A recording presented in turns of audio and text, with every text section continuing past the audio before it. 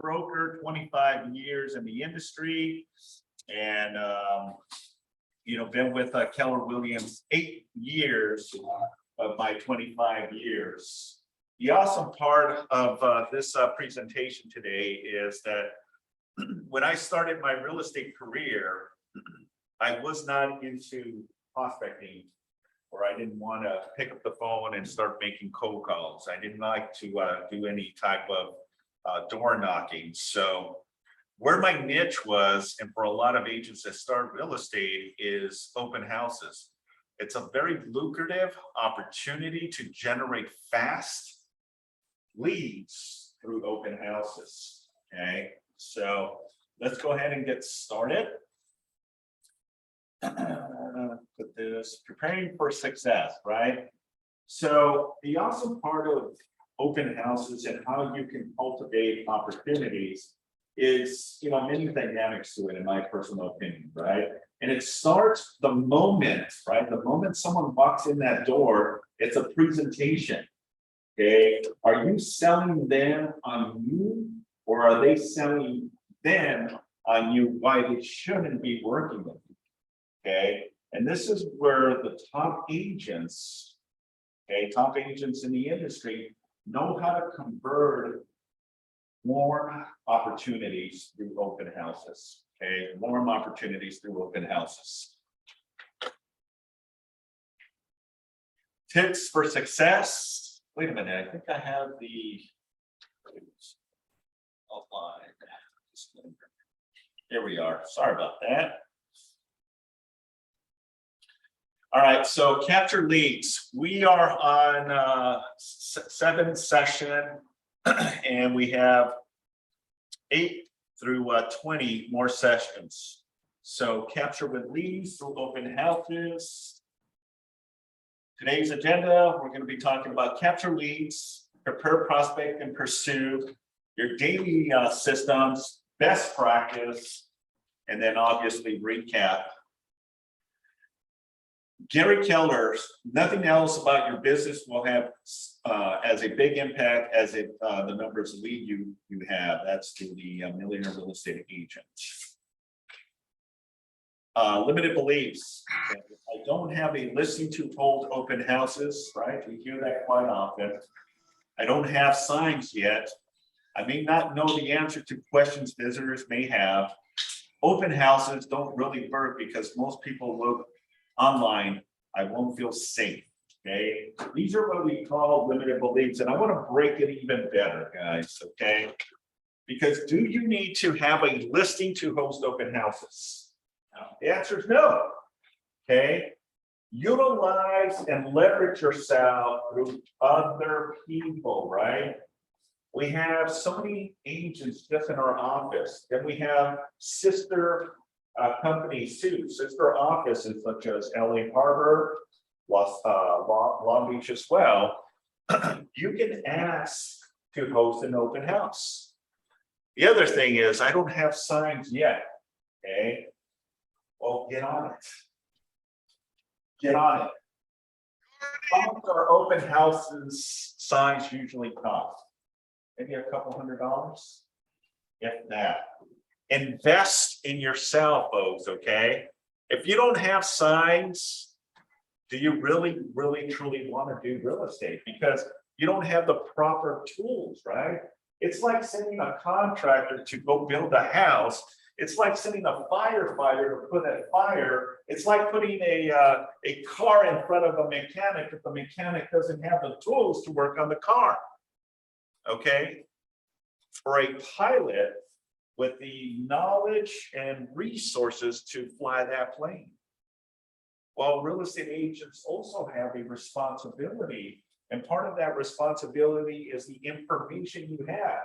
Are you a member of a local board, National and California Association of Realtors?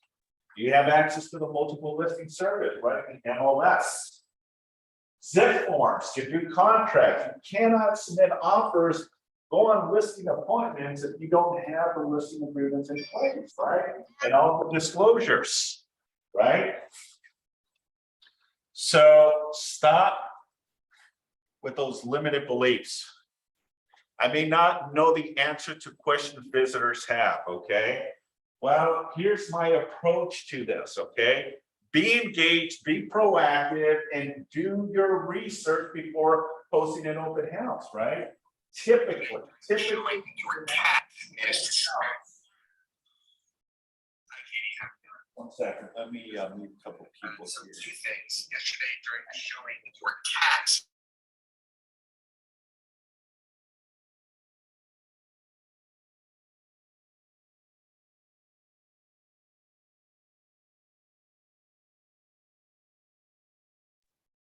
Okay, so typically,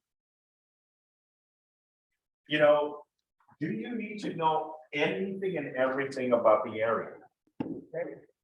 Yeah, you should know, some basics and some knowledge of the area that you're gonna be hosting an open house. And again, your proactive approach, right? Is if you're gonna be hosting someone else's listing, you need to be asking the listing agent, right? Tell me a little bit of what I'm getting myself into, right? That's important.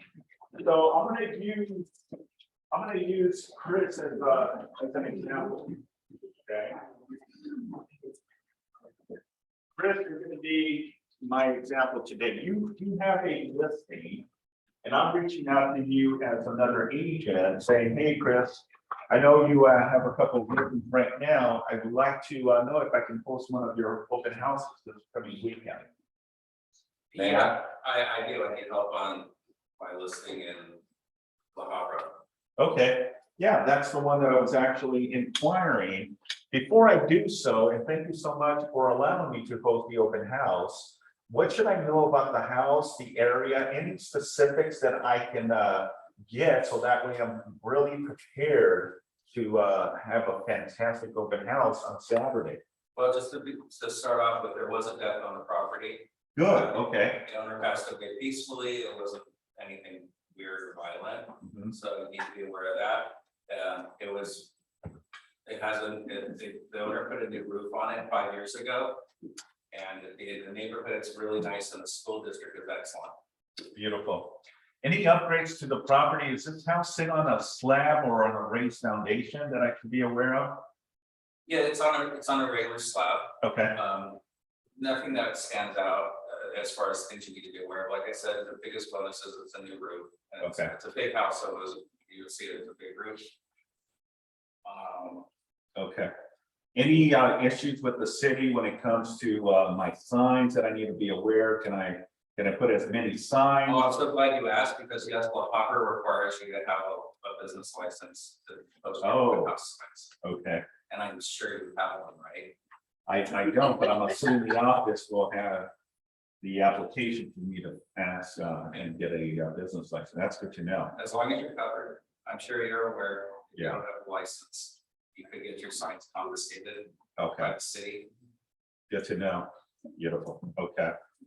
Awesome. And I see that the price is $785. How flexible are the sellers? Are they pretty stern? Or are they flexible on that price? We haven't had any offers. It's been on market for 3 weeks, and I'm gonna have a talk with the sellers. We might do a price adjustment. I'll Okay, let you know on Thursday if Okay. we do a reduction in price, but right now the price is as it stands. got it. Okay, cool. And is it okay for me to post the open house Saturday between 1 and 4 o'clock? Yeah, that's perfect. And if you want Sunday to do, that's available. And if not, I understand. But Saturday would be great. Okay, awesome. And the lockbox is located, and I'm looking at the MLS, but I just want to make sure that we're both on the same page. Yes, that's right. The lockbox, it's on the front door. On the front door. Okay, fantastic. Super lockbox. And, so. Awesome. Anything else I should be aware of the property before? And, and again, if I do have any questions, is it okay to reach out to you? Yeah, call me anytime. Okay, I'm always available. And no, there isn't anything else we can do. Oh, the dog is friendly, so. got it. Okay, that's good to know. Yeah, beautiful. All right, and schools, this is another important aspect of it, know your schools, right? one of the awesome parts is that you have your own listing, or if you are hosting someone else's listing, you want to make sure that you inquire of the local schools, elementary, junior high, and high school. Okay, if there is college involved, then I would say, get the nearest college. La Habra, right off my head, I know the surrounding city, you got Fullerton, and then you have Fullerton College, and then you have Fullerton University as well. Then you have the city of Whittier, right, which is adjacent to La Habra. Then you have the 57 freeway, the 60 freeway, the 5 freeway, and the 605 within 15 minutes proximity from La Habra that will take you to the nearest freeway. The reason I know this is because I used to live in La Habra, so I'm very aware of everything that's there. If you know, the Sam's or the Costco, right? If you know those as well, because those could be selling points, right? Look, when you go to Costco, how many people go during the week and more so during the weekend? All that is very good to have as arsenal when you're trying to sell the property, because your number one goal, right, is to be able to give as much information, not just about the subject property, folks, right, but the surrounding area too. What if you're in Buena Park, right, as an example? What's in Buena Park? Not very far. Not very far. If you're in Anaheim, what's in Anaheim? Okay, You got Disneyland. Okay. If you're in Elysian Park in Los Angeles, what do you have around that? LAPD. You got the LAPD Academy. Yeah, it is true. You're right. But more so, what was built there in the 50s? The Los Angeles Stadium, the Dodgers, right? You know how that happened, right? Oh, yeah. There was a documentary about. Everybody know that story? It's Yeah. an eminent domain case. Yeah. You talk gentrification, they love. Oh. people's houses. Even though eminent domain is for the government's benefit, the argument was that it would create so many jobs, which it did. Well, it's interesting you say that because there's a documentary 30 by 30 on 30, I think it's called. And it's about Fernando Valenzuela, the Dodger player from the 80s. He was number 34. And it talks about, that when the 50s, when the Dodgers were looking to relocate from back east, they were looking at Elysian Park as an aspect of building the Dodger Stadium. But as she says, it was more of it wasn't what we know now to be eminent domain. It was more pushing and shoving from the LAPD and the sheriff's department, really just getting people out, bulldozing their homes, because that area was the Chicanos, Hispanics, that have family members coming from, parts of Mexico. And, the Chicanos and the Latin community had a bad taste when the Dodgers were there because it was an all-white event in the 50s and 60s. And it wasn't until Fernando Valenzuela in the 80s, early 80s, 1980, 81, that transitioned the Dodger stadiums to what it is now. And then probably, the Hispanic community dominates, the stadium. I was there 2 days ago and it was phenomenal seeing the Twins and Dodgers play. So again, yeah, it's. And we live right in between my house and my parents' house. Yeah. Right there. He totally changed, we flipped the script for everything. It was beautiful. Interesting, yeah. So going back to your limited beliefs, right? Get as much intel about the property. If there's specific gadgets or requirements, do's and don'ts, right? Then also make sure that you're emphasizing that with the agent that is allowing you to host the open house, right? Allowing you to do it multiple times, because you're also building that relationship. Because if you do good with that agent that's giving you the opportunity to host your open house, guess what's going to happen? Do it again. Absolutely. They're gonna say, you know what, Simon is the go-to person when I have other listings come up. Because they know you're professional, you're on top of it, and, you know, the opportunity is both way, because you're not just helping yourself with leads, but you're also helping the listing agent sell that property, right? And it's a 50-50 chance, right? It's like a coin toss. Just because you host an open house doesn't guarantee you're gonna be the buyer agent on it, but it gives the opportunity to leverage and host and expose the property more. Make sense? Okay. Open houses don't really work because most people look online. Well, here it is, folks, okay? I can kind of see some truth to this, but I can also see the not so truth to that. You know, I started real estate when we didn't have the internet, right? Back in the 90s, we didn't have what we have now, the technology. And you're so completely 100% correct.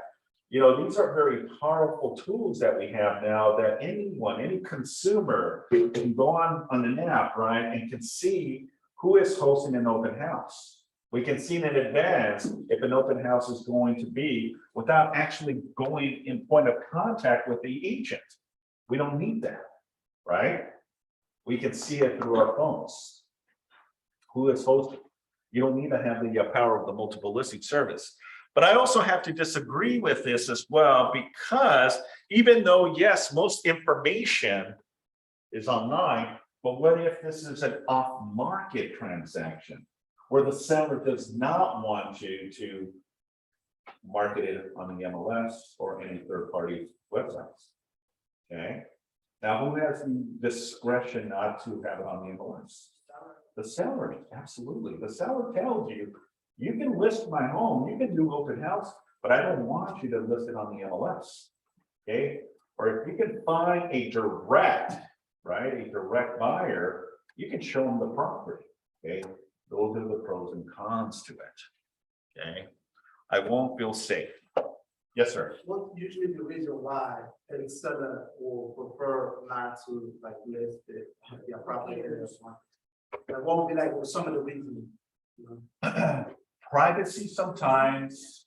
They don't want it to be, you know, because once it hits the multiple listing service, it's like it's hard to control, you know, the outcome to it when it comes to inputting on the MLS. You got all these third-party websites. If you Google someone's listing, it is on so many different platforms. And even though you may cancel it, it'll still linger online somewhere saying, you know, there's times where you see it, it's not even listed with another brokerage, but they make it look like it's their listing. So that's one of the reasons that sometimes sellers don't want to put it on the multiple listing service. And some it's high profile clients where they are very reserved. And if you can find me a buyer without, you know, putting on the MLS, then, you know, they'll go in that direction. Okay. Or maybe sometimes, which is one of the most common ones, they don't want the neighbors to know. Oh, But it's so true. I've seen that happen. I don't want my neighbors to know that I'm selling my property. Or family. Yeah, or family members, you know? So that's some of the reasons. so I don't think that like if you sell it and then you about to move, then what does it matter? You know? I get it. Yeah. But the sellers also have that discretion where they don't have to put it on the MLS. Now, if you're not going to get as much exposure, right? This is the reason we always push the seller to allow us to post it on the MLS, because not just are you hitting all the agents in the local area, that could be 30 to 40,000 agents looking at this new listing, but it also gets something out and syndicated out to, you know, third-party sites such as Zillow, Trulia, where now the consumer can see that it is a listing that you have as well. So there's advantages to that, because the more eyes on that listing, right, the more opportunities you're going to get an offer or multiple offers on. Okay. I hope that kind of answers your question. Okay, cool. I won't feel safe. Okay, there's some truth to that. Ladies, especially, okay, couple weeks ago, we had an active shooter event here with an instructor who's also a captain for the Gardena Police Department. And Captain Saharo was emphasizing the importance of knowing your surroundings, right? Here's the thing, and there's very truth to this, and not just saying that it's just watch out for women, because men have been victimized in open houses. You get robbed. Yeah, My husband left it, no one twice. absolutely. Yeah. You know, if you're working in areas that are a little rough, right? And especially if you are allowing people to come into the property, you don't have control when there is so many people coming in. And if you're servicing and working it as your own individual and hosting an open house, how can you possibly, right? How can you possibly handle people as they're coming in? It's hard to do that control, right? Because if someone can be one distracting you by asking you a question, someone else in the back is scoping the area or going into people's personal belongings, right? And that can be a definite problem. You need to emphasize, right?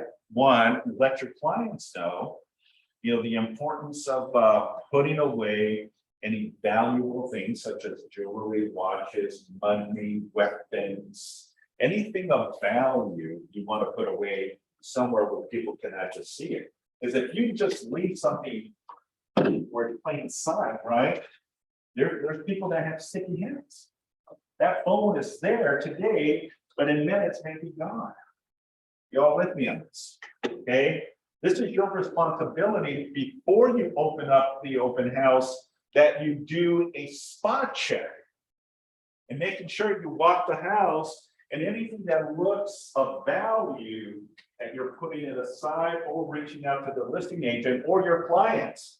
Hey, I just want to let you know your Rolex watch here that looks like 18 carats, it's sitting on the dresser. What do you like me to do with that? Okay, can it happen? Yeah. I remember hosting a open house for one of my clients who's a police officer. And he forgot that he had his off-duty weapon on the dresser. It happens. Okay. It happens. So you want to walk the open house if you're hosting your open house, right? Because you want to make sure that there's nothing of value that can ultimately jeopardize your open house. And the last thing you don't want is a 911 call, because we have to now report theft, right, or violence of some kind. But going back to this question of, you know, I won't feel safe, 100%. Ladies and also gentlemen, you know your surroundings, and if you're going to be hosting an open house, please make sure that you let someone know where you're going to be. And also, if you can also have someone that you can, in case of an emergency, right? In case of an emergency, without saying, I have an emergency, I have this person in here. Maybe you can reach out and say, if I do say I'm ordering a pizza, then that's a call sign, call 911. Or how's the pet? How is, Woofy? How is, whatever the case may be, know a call sign that you have someone that you can communicate in case of an emergency. Where if I text it to you or I call you, hey, how's Woofy? That's already an indication, okay, that's my call sign to call 911. Maybe she or he is on distress and does not want to get hurt, because if they call 911, right? What's your emergency? They'd rather call someone else and say, well, let's order some food. And that may be the call sign as well. Okay. Also, when doing and hosting open houses to cultivate opportunities, have someone with you. Okay. If you can avoid doing it yourself, avoid it. More so the ladies, not so much the guys. Okay. But even guys have to be careful. Bring someone, bring your significant other. bring, someone that can be there, maybe another agent as well. So that way you can tag team and work it together. Someone works the front, someone works the back. And then you just tag team and rotate, okay? Obviously, you want to have a conversation if it's another licensed agent. What is the protocol? Whose leads are this? Well, if two people are working it, you work it together. And you split it 50-50, in my opinion. She or he are working the same as you are. Again, it's just having conversation, right? That's what it really boils down to. Setting those expectations, having an understanding, and then, that way there's no misunderstanding after. Well, whose lead was this? What if that buyer who is willing to buy the property, or a buyer that qualifies or has the money to buy, real estate?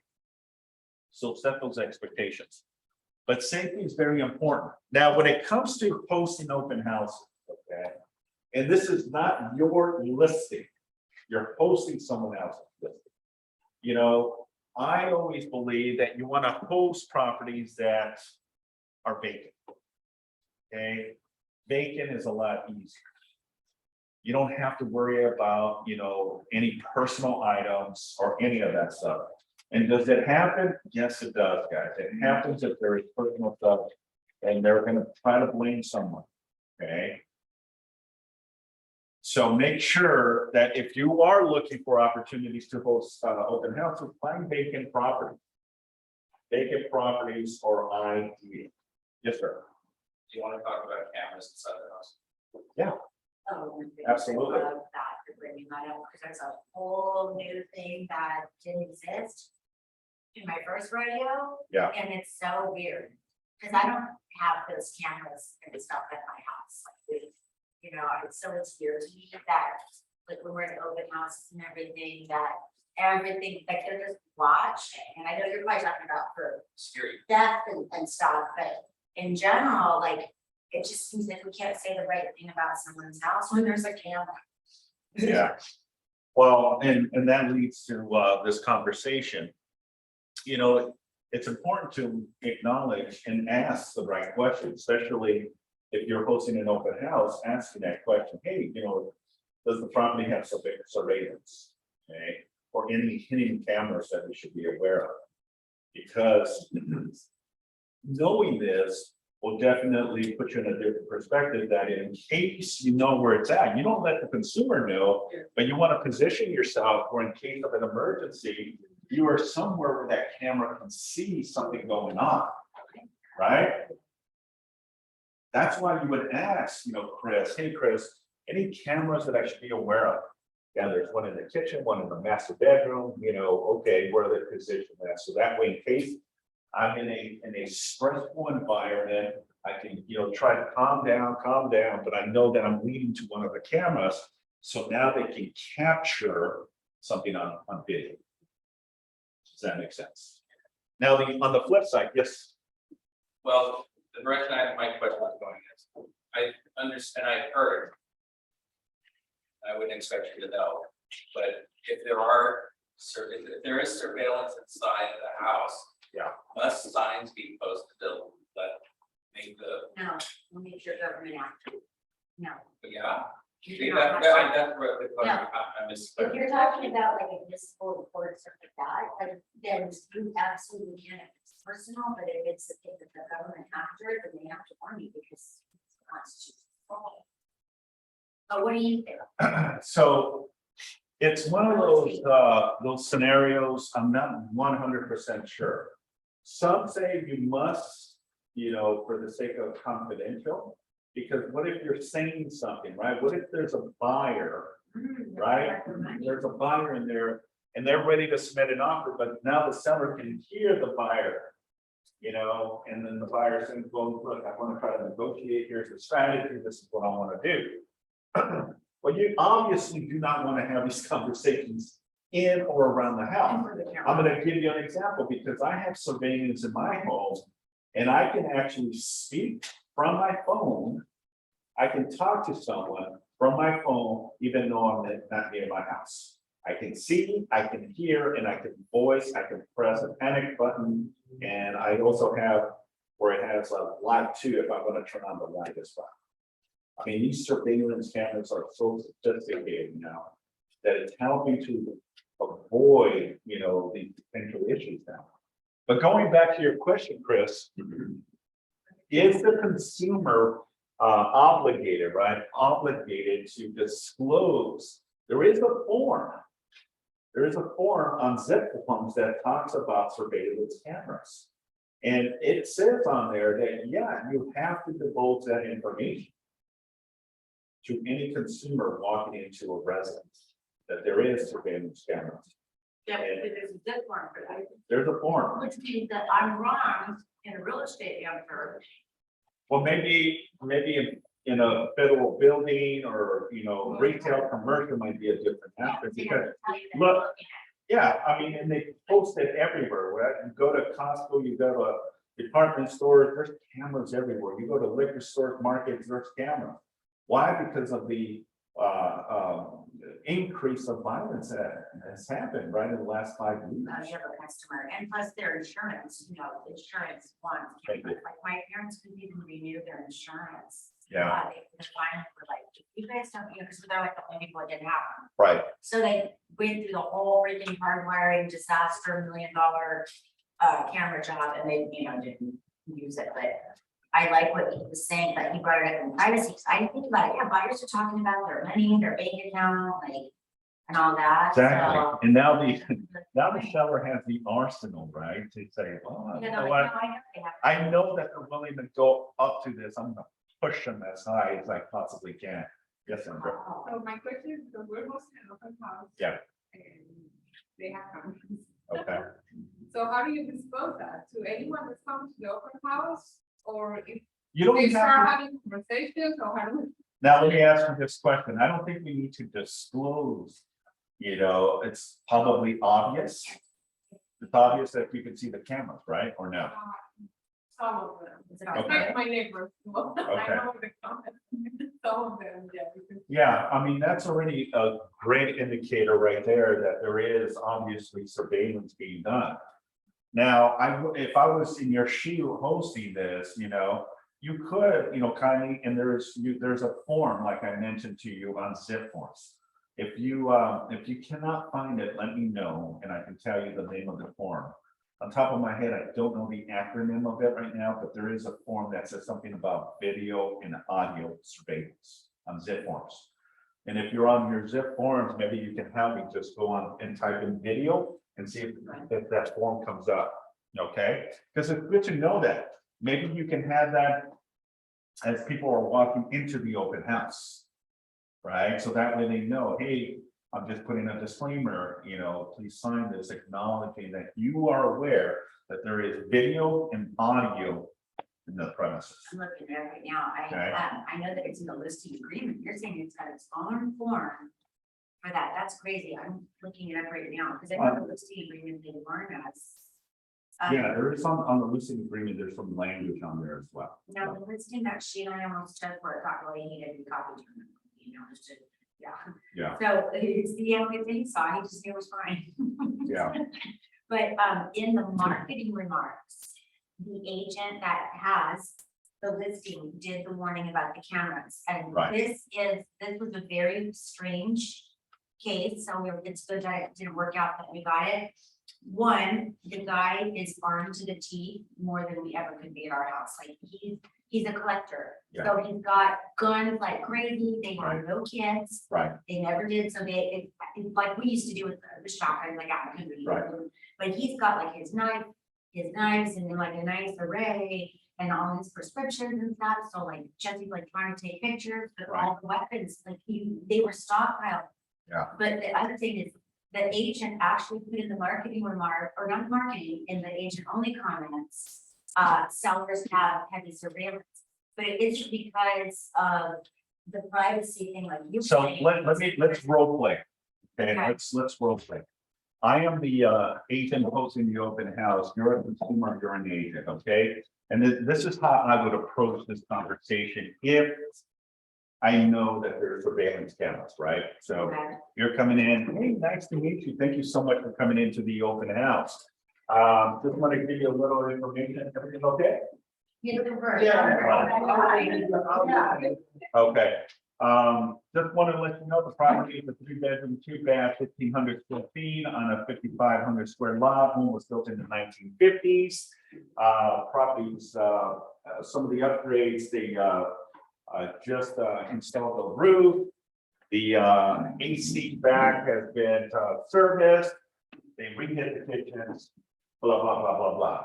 Also, by the way, just as some precautions, the house does have surveillance, okay? So I caution you or your clients to make sure that anything that is confidential, you do so outside of the property. Okay, Okay, and I. and that's perfectly fine to say And that that. works, because you know what I'm talking about, right? And I mean, he was like, look, because he's a private investigator, so Yeah. he was showing us how everything was a camera, and so in that Yeah. case, she felt like, you guys, just so you know, there's nowhere private in that house, like his Right. glasses had cameras on him while he was Yeah. talking to us, like. What? Oh, yeah, I'm sorry, yeah, that's why it works out, like, I didn't know. Oh, because I was after you left, Nothing surprises She me. can't supervise, because Yeah. it was just me and Jesse, and everything was like hovering outside the bathroom for her and shit. But then Toby had Well, glasses. Yeah, so look at it from this perspective as well, ladies, too. You know, you have like those what do they call them? Oh, I forgot that one. What do they call them? The ring? Oh, the ring camera? The ring camera, right? Most consumers now have ring cameras, Mhm. and once I see a ring camera, I'm assuming this is again using common sense, right? I'm assuming that if there's a ring camera, there must be cameras somewhere else. I was trying to Okay. hold my neighbor, and I talked into the ring camera, and we Yeah. I'm like, hi, Yeah. no, So, so, yeah, it's all over then. yeah. So again, just going back to role playing, if you're hosting an open house that there are cameras, use common sense and just let them know, hey, by the way, there's cameras on here. So anything confidential that you don't want to divulge, please make sure you do so outside, because they may be submitting an offer. And what if they're talking, well, what do you think we're willing to offer? Well, they have it at 700. I know there's 2 offers on the table. We'll go as high as 850. And what if the seller's hearing that and now they're pushing for that 850? Yeah, that's. Yes, sir. a good call, you guys. It goes both ways too. You should make that a practice if you're showing the listing to a client. And so let the client know, if we're gonna have any conversations, always do it out in the street by the cars. I love that. Because even if it's within the property, not inside the house, but within the area, you can still hear. I can put on my camera right now, and I have cameras all over the house. That's just me because I'm weird. No, But I it's can normal, see- you're normal. I can see what's going on, 24/7, and it's just peace of mind for me, right? But I can also, if I see someone outside, I can hear them. And that's, sometimes you can hear the helicopters as well that pass through there. So just again, know your surroundings, ask a lot of questions. So that way you're, ready and prepared for the open house. Okay. All right, going back to capture your leads with open houses. Okay, so how do you capture leads? Let's go on to the next one. So open houses, who benefits? 1, sellers. 2, buyers. 3, neighbors. You and as the agent. Before you engage in any person's activities, consult your jurisdiction rules regarding COVID precautions. Okay, so that's not what we need. So let's go into who benefits. Does the seller benefit from an open house? How and why? Exposure. Okay, expires, exposure. Okay, what else? How does the seller benefit from you doing an open house? Well, feedback. Okay, Feedback from yeah, potential feedback. buyers, feedback from the. Yeah, if you're overpriced, right? Yeah, bring it. If you're overpriced, the buyers that are seeing the property, you're gonna get some critique, right? You're gonna know if that property is overpriced or if it's priced well, right? But it also benefits the seller to know where they need to be, what we call test the market, right? So that's a benefit to him. How about buyers? What is the benefit of the buyer? Benefit to the buyer. You get to shop. Okay. You actually get to see properties without setting appointments, right? You may be driving a specific neighborhood, right? And just like yard sales, right? I love yard sales. There's so many opportunities in yard sales. My son. You know, You know how many things I've been able to buy that are worth a lot of money and people don't know? If you have an eye for things, it's amazing, especially if you go to, kind of expensive neighborhoods.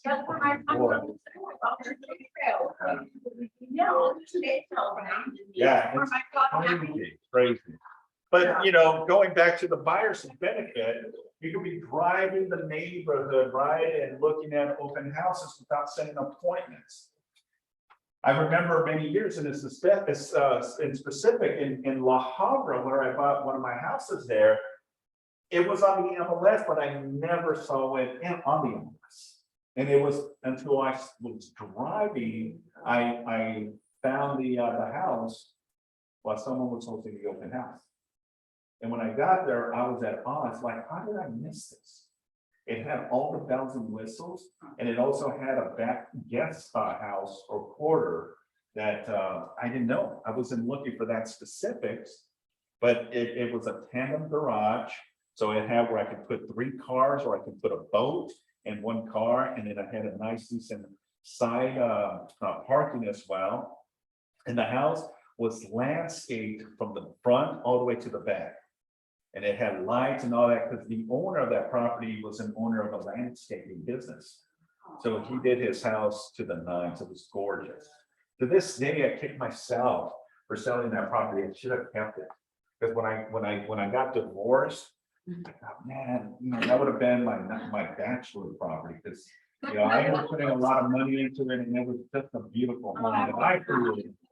And it's like, man, I could have taken that property. But anyways, that's here or there. Yeah. I found consumer privacy something, that's not the one, I can't find it. Can you type in video? Oh, I did camera and security, let me try that. Okay. I'm just so curious because we do have that. a lot. So buyers benefit, yeah, if you can look at it, that would be great. How do the neighbors benefit from open houses? They get to know what the value of their property, Absolutely. Yeah, the neighbors get to see, what's going on in the neighborhood, right? Because that'll be an itch for them to either pull the trigger to sell, pull the trigger to refinance, or pull the trigger and let them know that, hey, a house just came on the market. I want my family member moving into the neighborhood, so that'll give them a benefit. Hey, they're hosting an open house. You've been wanting to live in this neighborhood with us. Here's your opportunity. Come down. They're hosting an open house today from 1 to 4 o'clock. Okay, so it definitely helps with that as well.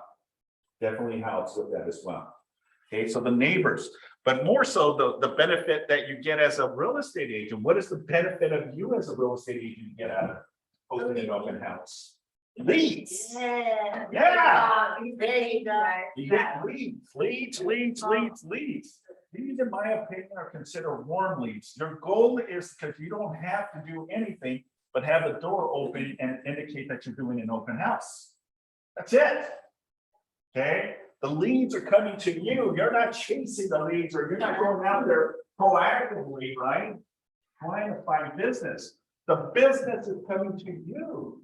That's the beauty, and this is why I enjoy doing open house. And to this day, believe it or not, I still do open houses every once in a while. I haven't done it this year, but every once in a while, I'll go on an open house. Now, I'm very particular.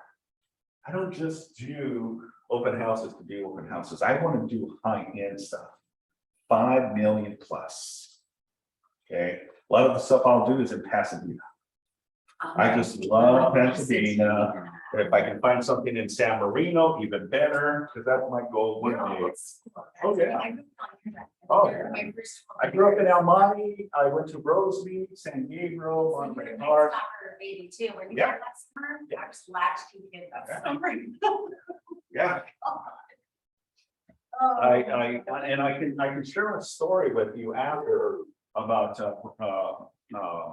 Richard Ramirez. Oh my Um, gosh. Because the LA County Sheriff's was the investigative department on the homicide. And there was a small time when I was working, the logistics of the sheriff's department. And we were going to the warehouse and there was 2 pallets. This is in Whittier, okay? 2 pallets of everything from the court hearing, the cases. The evidence. Oh my Yeah, 2 gosh. pallets of everything through the That was trial bizarre. of Richard Ramirez, yeah. Because we're about the moving thing, so that, Yeah. I was scared, I was so scared that summer, and they got, I don't, he's still in. Well, they caught him in East LA, but he was all over the place, but and I'm sorry to go off topic, but he was all over the San Gabriel. And at the time when all this was happening, I was living in El Monte. I was just a See, kid. I was not here red, and I was 12, Yeah. you were probably, 5. So, yeah. No, it wasn't 5. Now, I remember having a knife. My dad gave me a diver's knife. It's like the Rambo. And I would carry it outside thinking, okay, if this Richard Ramirez comes, I had all my friends. I said, I'll stop. But you know what, that boys did get him. Yeah, They did eventually get they him, get it. it was a bunch of guys, yeah. But what's so ironic of that case is that the sheriff's department has all of the case study of that. Now he passed away, but I remember seeing the pallet of boxes and boxes of Richard Ramirez. And that's Everything, not all the evidence, evidence. that's not paper, that's freaking like. Well, this is from the, stuff. Yeah, this was in what, 84, 85 when this happened? Yeah. Like linens and- Exactly. So the benefit that the agent gets is, right, it's the leads, right? The opportunities. Because how many times have you hosted an open house and a consumer or a neighbor comes in and you connect at a high level where they want to do business with you and they want to sell? You know, that's happened. Or a buyer comes in and wants to submit an offer on that property or wants to buy. That happened to me as well. I was hosting an open house and it wasn't even my listing. A buyer came in, I connected with the buyer, and that afternoon we submitted an offer, got the offer accepted, open escrow 30 days later, we closed. And the buyer got what they wanted, and the agent got what they wanted. Yes, sir.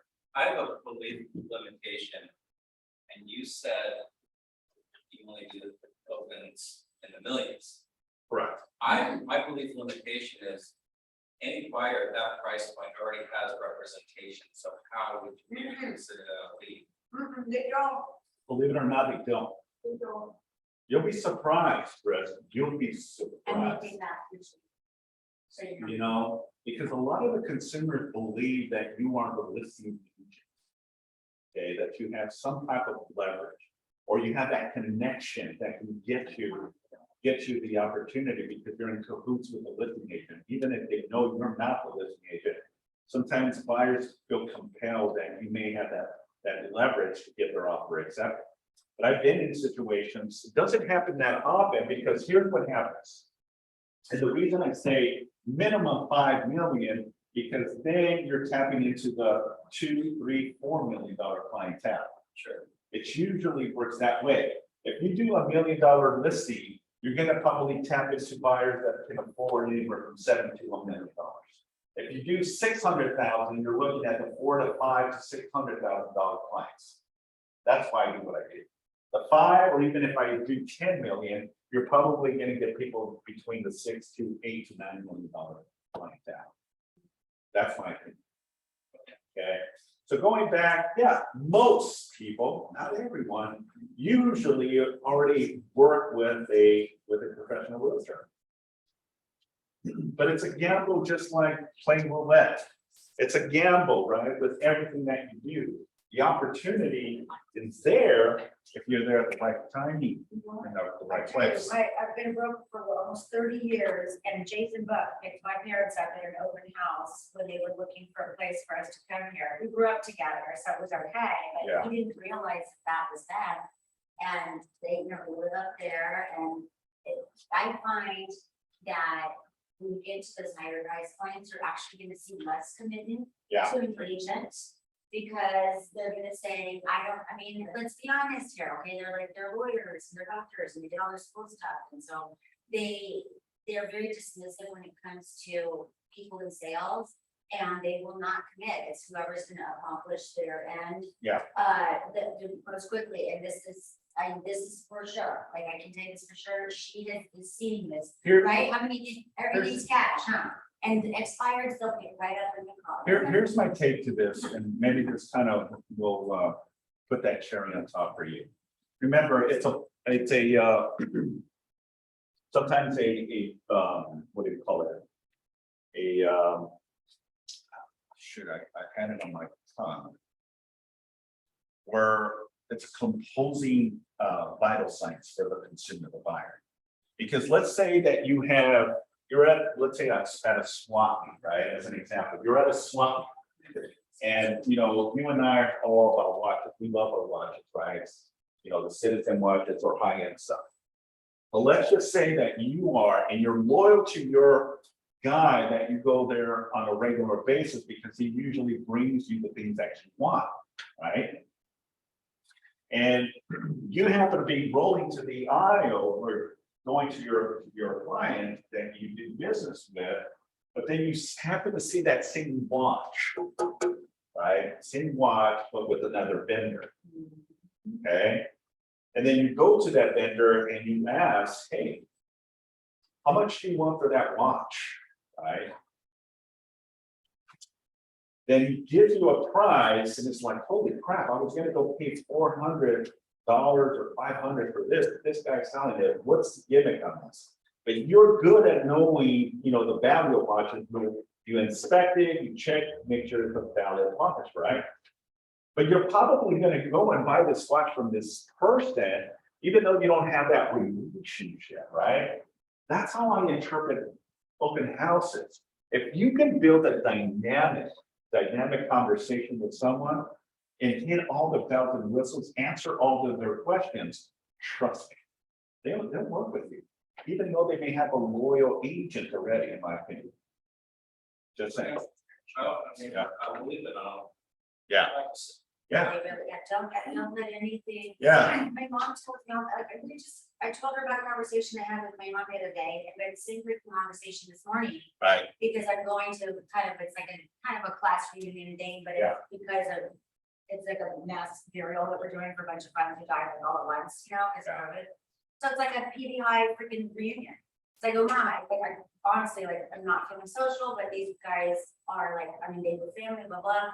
And no matter what, it would be a good way to remind everyone that I'm still in real estate and not that full time, because they knew that I split for those years. She goes, well, I'm sure they all have agents by now. I mean, all the people are adults now, they all have agents. I go, of course they do that. They just don't know that I'm still available. Right. You know what I mean? Everybody has an agent, and Lisa and I had this talk, especially because we don't charge for our services. So it's really easy for people to say, oh, I have an agent, I've got a real estate person, because we're not gonna charge them every time they call. And so, whoever is going to provide the most service to them, like you say, we always say that, be that person that has everything, you're gonna be the new agent, because everybody has an agent, it's just a matter of getting an agent to them. That's why I see it over now. Yeah. I say, are you currently committed to an agent? Not do you have an agent, not are you talking to an agent? Everybody's talking to an agent. It's like 15 every family. Well, and go back to something else that when I think about, because remember, to me, real estate is like goods, okay? And I think about this watch that I bought back in the 90s. It was a Citizen. It's the first echo-driven titanium watch that I bought back in 1996, which which revolutionized the Citizen watches, because it's such a lightweight material but this was actually driven by solar power. Sun charges this. And, you know, when I bought it in '96, I mean, that was like $500, and that was a lot of money back then. The moral of what I'm trying to get is that I shopped around. I went to J.C. Penney's, I went to, I think it was called Robinson's Company. Oh, or Robinson's, and then Robinson's Bay. Robinson's Bay, you know, they had it there, you know, and this is before, you know, online, so a lot of catalogs and all that stuff. Anyways, I was shopping and then I found the watch in two of the biggest retail stores in the mall. So I was bouncing back and forth, trying to negotiate, because ultimately what I was trying to accomplish was I wanted the watch, but I wanted to get it at the best possible price. So I know the dynamics may be a little different with open house, but what I'm saying here is, what if this is the boiling point that allows the buyer to move into the neighborhood, because it's the neighborhood, it's the schools, it's the surrounding area, that they're okay if it's this property or that property, and you're hosting one of those. And you sell them on your value proposition, right? And that's ultimately, right? Ultimately what gets them to do business with you. Okay, so now going back to this is, you know, the benefits of doing the open house. Inexpensive, right? Inexpensive. Is it expensive to do an open house, or is it pretty cheap to do an open house? Okay, what's more costs on that? Your time. Your time. That's the most, because if you're a high profile real estate professional, which all of you on class and on Zoom, you know, you should be charging yourself $500 an hour for your time, right? They're like attorneys and doctors, right? Because you are providing value, right? You're providing information. But going back to the open house, it's not that expensive to host your or someone else's open house, right? It doesn't cost that much money, just your time. Maybe if you have open house signs, right? Riders of direction, right? As an example, right? You have directional for the right, you have directionals for the left, right? But that's what, $300 with that, right? If you really think about it. And then what is your cost of copies, right? You do 50, 75, you know, black and white color copies, you know, because what you're trying to do, you're trying to have that engagement, right? The engagement with the opportunity that your information is there, because if they're not buying that property, they may be buying a property, and you want to be in the forefront of that conversation. Does that make sense? Okay. Prospecting tools, okay, another aspect of your business. What tools are you utilizing to cultivate that opportunity? What's some of the tools that you can use? Have you ever heard of your business cards as a tool? Okay. Those little suckers are so powerful, you know, and if you know how to distribute those can definitely provide you with business. Trust me when I say that. And, you know, try to think outside of the box. Okay. If you can get more expensive business cards that set you apart than just the generic ones, people will keep those. I still have business cards from people that I thought, and this is a really cool business card.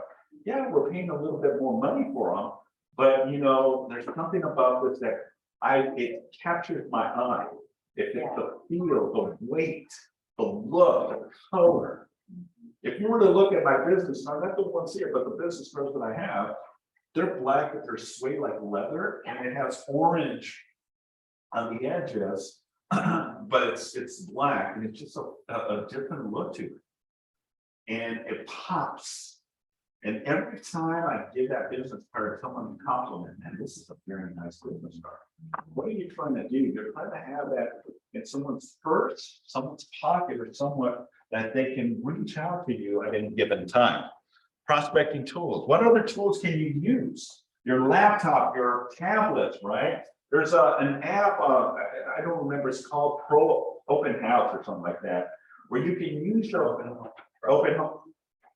It's something to that, I don't know. But that open house is like your registry. You can take a photo of the house, you can give all the characteristics of the house, and then you can have them with a couple of questions as well. You know, how soon are you looking to buy? Are you working with a realtor? Are you get pre-qualified? Stuff of that nature, right? That's the information that you have as part of your tools. What about your high ROI, your return on your investment? Okay, what does that mean? What does your return on your investment mean? Well, in my opinion, this is going to be the highest return with the least amount of cost to get you the most possible in return is open houses.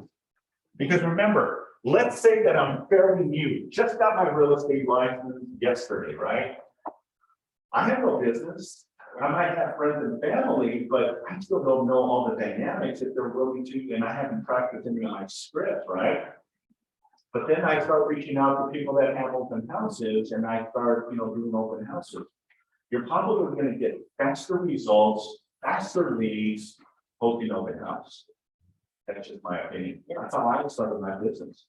I didn't like picking up the phone. Hi, my name is Simon with Keller Williams. Yeah, well, I don't don't like that. I'll be the first to admit, I don't like that. Okay, I don't like door knocking either. Knocking on strange doors. Because 80 to 90% of the time, they don't even open up the door. You'll see someone, you'll hear someone, but they don't open up the door. Okay, because we're the same way, right? We don't go open up our own door with someone knocks. That's why I have those rings, because I can see. Okay. It's Amazon, okay. At the UPS, okay. I don't know. I don't know this person. It might be from that church. I don't know. But you know where I'm going with this, right? Again, open houses, in my personal belief, is a good return on your investment. Because imagine if you don't have any listings, this is going to give you the return immediately, faster than you think. And then obviously the biggest one is your qualified leads. Now, with the leads that come in and the people that are signing on your registry, right? You still got to do the follow-up. You need to put some notations on your registry or on your notepad. When you have a conversation with someone, you got to grade them. Okay, is this an A, a B, or C, or a D, or an F? Okay, or you can say hot, cold, or warm, right? Make it a lot more simplistic. The reason you want to categorize someone is the motivation, right? The motivation of someone willing to pull the trigger to buy the stock, to sell a property or an investment, right? That's why you want to categorize someone and put it. Maybe you can have markers too. Mr. and Mrs. John Smith, in having a conversation, looked like they were committed to buying or making an offer. I need to do a follow-up. If you're going to put that person on a warm, right? Obviously, if it's someone hot, they're ready to commit an offer, ready to buy it instantly, right? That's the awesome part, and that's the beauty of what we have of color coding everything. Right? You need to know what the motivation is, folks. You need to know exactly if you're going to be spending a lot of energy on someone, or you're just going to put this person on a back burner, right? On a back burner, and then just do maybe a follow-up in a couple of days or even next week. Okay. Any questions to the benefits of doing an open house? Inexpensive, prospecting tools, high return on your investment, qualified leads. That's one of the benefits of hosting, okay? Everyone should be doing more and more open houses and asking for opportunities. All right, any ahas from this? Anything resonate with you? Yes, sir. Open house, I never really thought about open house being dangerous, but it's some of the fact that you pointed out, I'm like, I can see how that could be, you can put that, you have to keep that in mind, Yeah. So. And it can be a combination, and I'm not trying to scare anybody, okay? That's not what my intentions are. But open houses can be a vessel for someone to take something from. Your phone, your purse, your wallet, your computer, your tablet. Because there's people that are professional, okay? That will corner you, tell you what you want to hear, while that other person is scoping some of their stuff. And it happens instantly. In the blink of an eye, your tablet is missing, your laptop is missing. So you gotta know your surroundings, okay? And more so, if you're gonna be hosting an open house, make sure you take as little or leave things in your vehicle. Don't be putting your fancy purse with a fancy wallet somewhere where it's accessible for sticky hands. If you're gonna have your tablet, make sure you have provisional vision where you can actually, where you're talking, you can still see, right? That if anyone takes it, hey, what are you doing? That's mine. I'm gonna call the police. Take a picture or something of that person, right? Because anything that you can identify the person is gonna help you. Ladies, if you have, and if you don't, I encourage you, pepper spray. Yeah. Okay, one of the most powerful little devices that is less lethal, but it's powerful to stop someone from attacking you. Okay, pepper spray. My sister, Apple, my mom has it, and I always remind my mom to make sure she takes that every once in a while, and then we replace it. Okay, and replace it every 3 to 6 months to replace the pepper spray.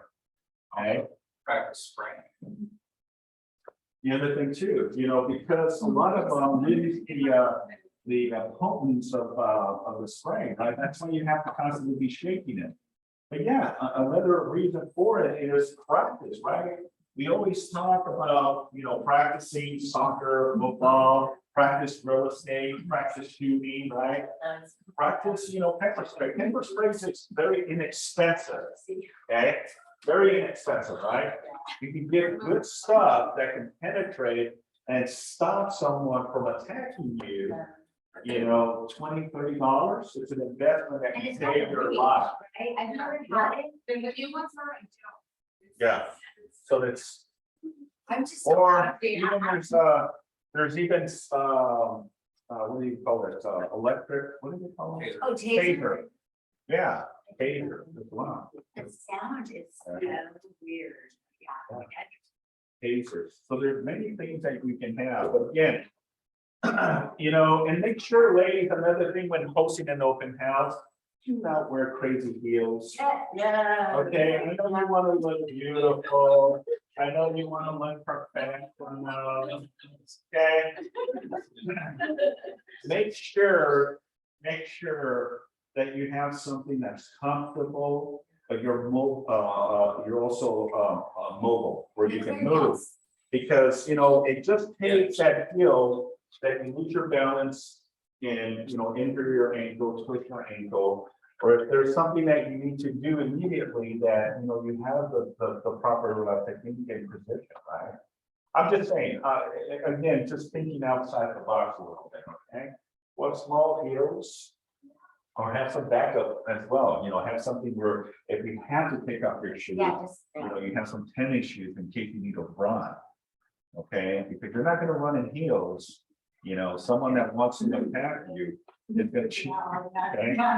I just think that way, folks, okay, and I apologize again, not to scare you, but just to be aware of things, right? Especially right now with everything that's going on. Okay, that's what my aha for today is. Anyone on Zoom? All right, let's continue. All right, so best practice now. Be purposeful, not entrepreneurial. Okay, open houses, set the goals, right? We talked about, being proactive, asking a lot of questions if it's not your open house. Asking those questions, right? And getting prepared for that open house. Maybe driving the neighborhood, just getting a feel for it.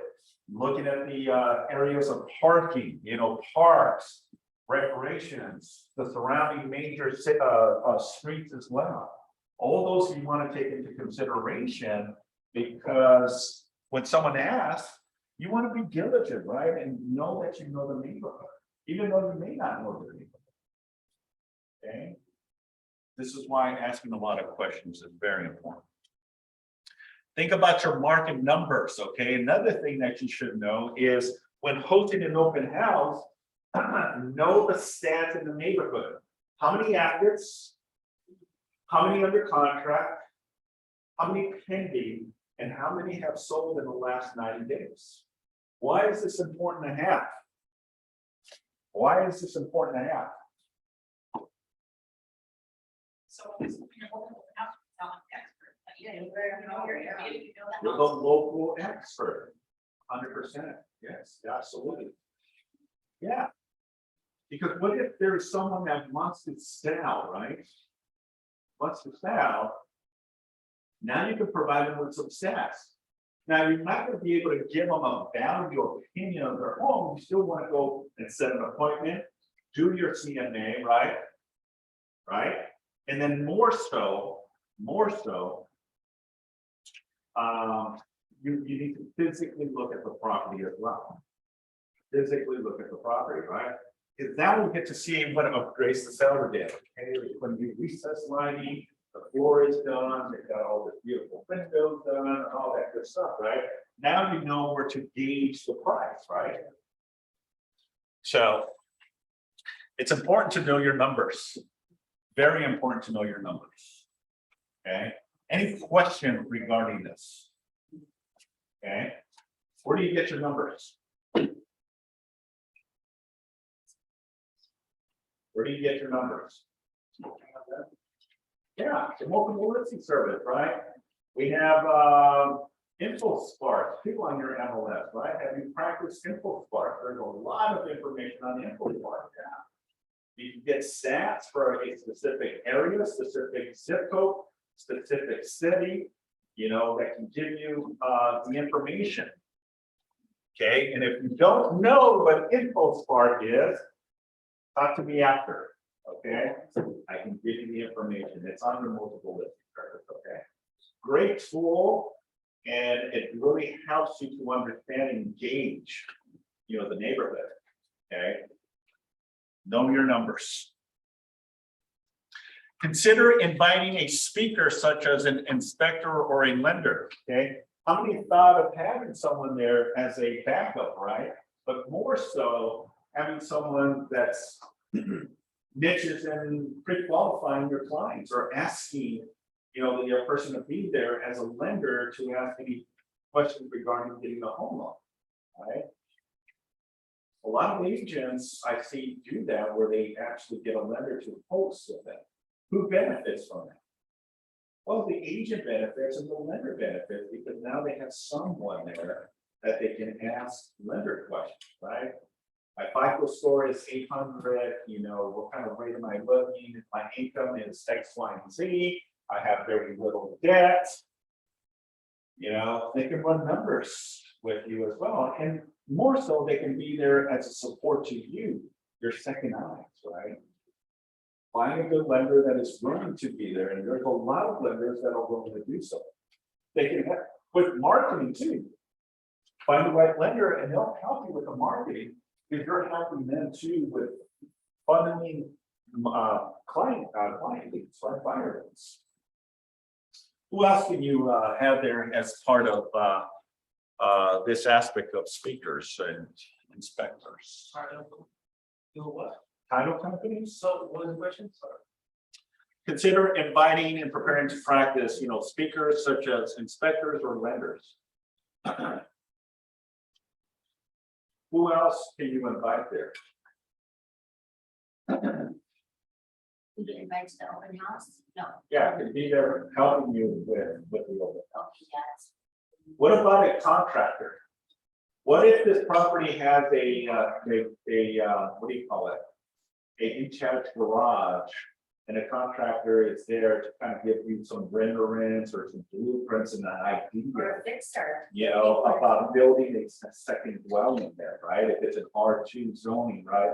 or, the potential.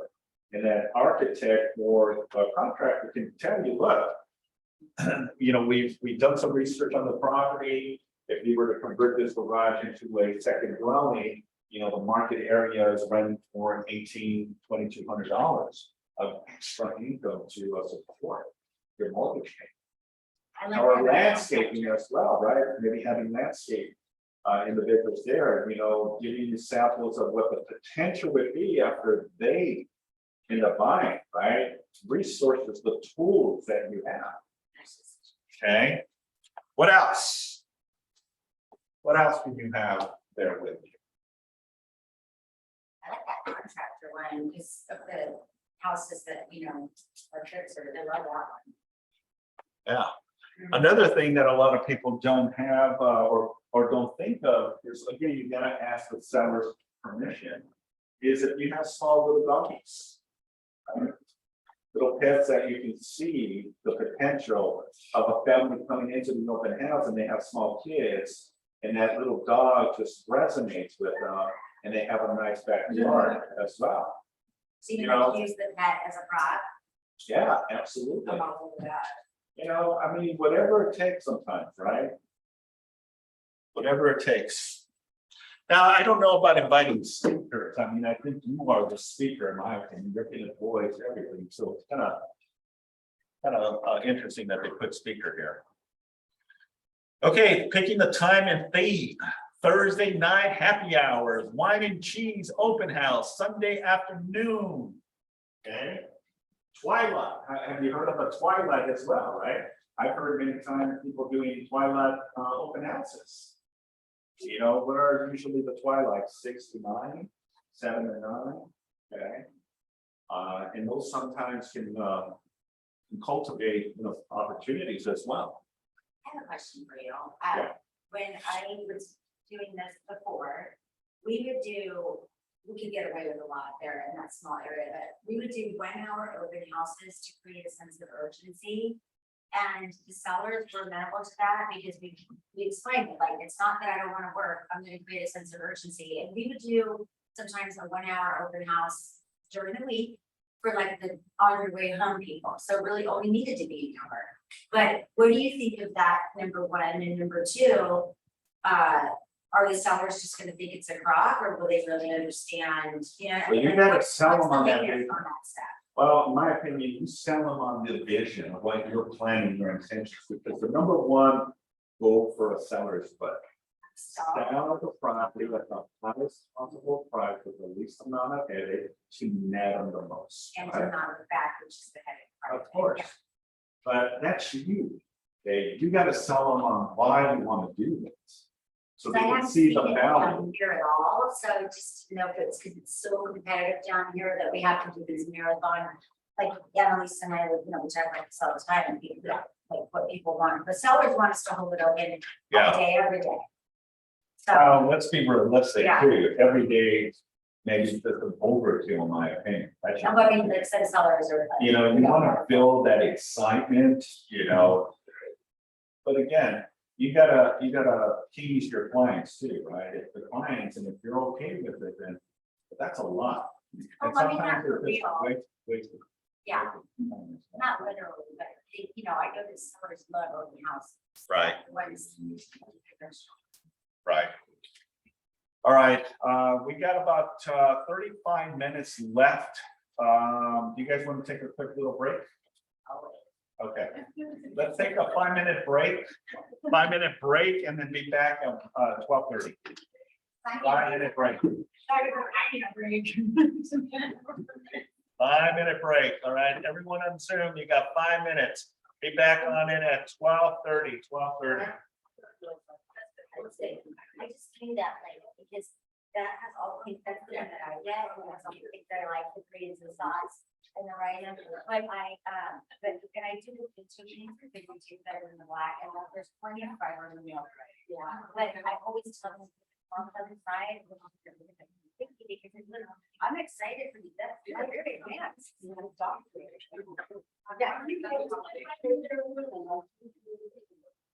I'm staying, we're waiting for Dimitri. Well, they're doing the fuel hub today, and Dad wants me to take them to a different place for the waiting there. It sucks. He's all gonna do it, but we're not even just, he's still not back. Running so much money.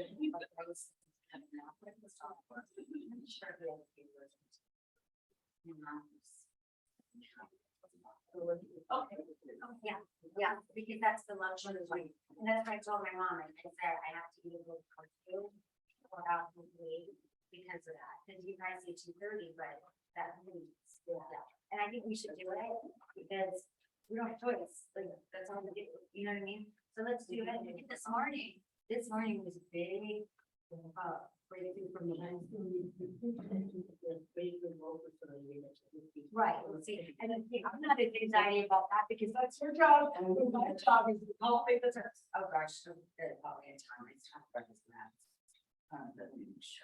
That's from the car, we're doing it, we're here. Okay, so yeah, so you're getting your food, so you're set there, because that's freaking me out, that I was eating that you weren't.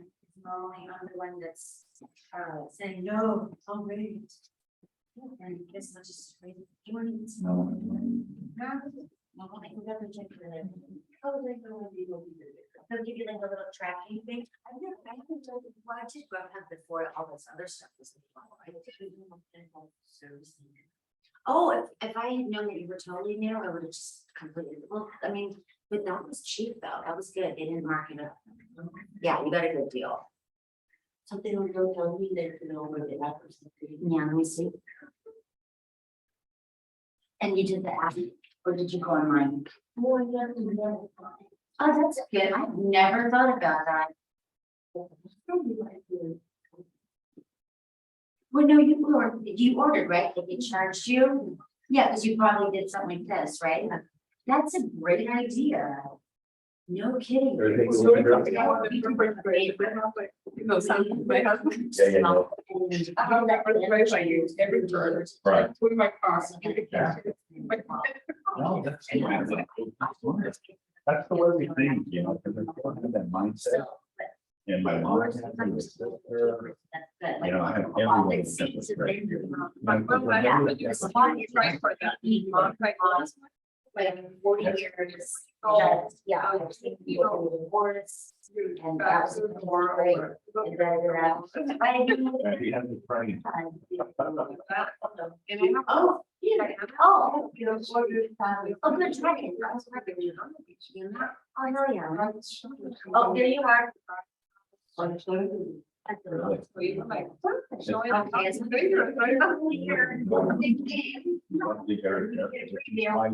Important because most delicate is your hands. So you always want to constantly be marking your hands. Yeah. Absolutely. Oh, my gosh. All right, well, let me go up and then get my points and then I'll add to your points. We're gonna mark that points too. I'm gonna. I think you'll get points for you. Let me see first. Okay, then you know, what the hell is it? I have no water. Well, I have water too. Oh, I have. No, but I wanna make sure you live in because I have points in our room. In our country, because it's $1. So we go sit down, you go back. Come on.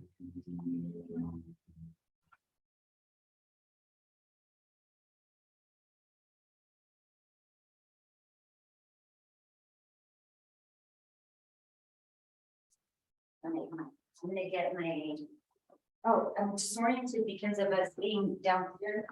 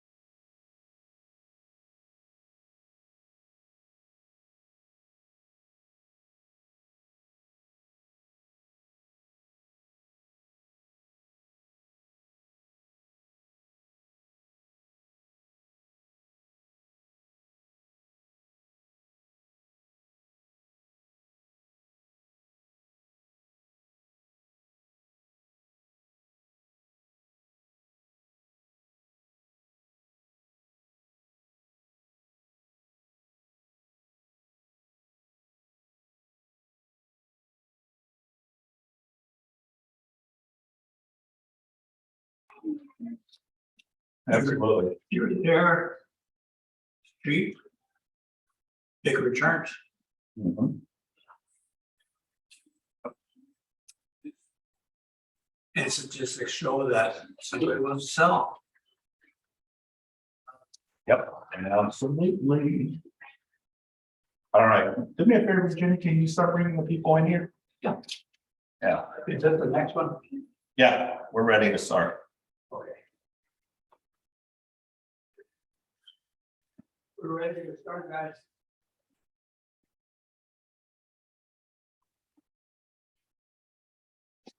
Come on in, come on in. We're starting.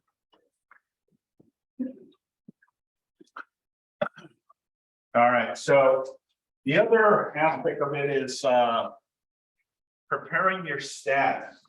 I think I jumped the gun a little earlier regarding stats, which I think I've mentioned. Know the area, right?